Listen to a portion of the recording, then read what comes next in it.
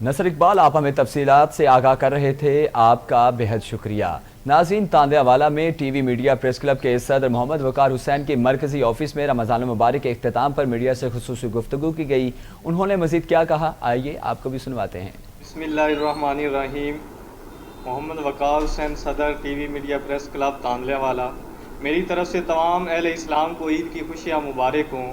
میری تمام اہل اسلام سے اپیل ہے کہ عید کی خوشیوں میں ہمیں مستحقین اور یتیم بچوں اور معذور افراد کا خصوصی طور پہ خیال رکھنا چاہیے اور ان کی امداد کرنی چاہیے تاکہ وہ عید کی خوشیوں میں شریک ہو سکیں اور پوری امت مسلمہ کو ہمیں اس کرونا وبا جیسی موذی مرض سے بچائے، اور امت مسلمہ پہ اس وقت جو مظالم ہو رہے فلسطین، کشمیر میں، تمام امت مسلمہ کو متحد ہو کر ان مظالم کے خلاف آواز بلند کرنی چاہیے اور اپنے ان مظلوم بھائیوں کے ساتھ شانہ بشانہ کھڑا ہونا چاہیے تاکہ وہ بھی عید کی خوشیوں میں شریک ہو سکیں۔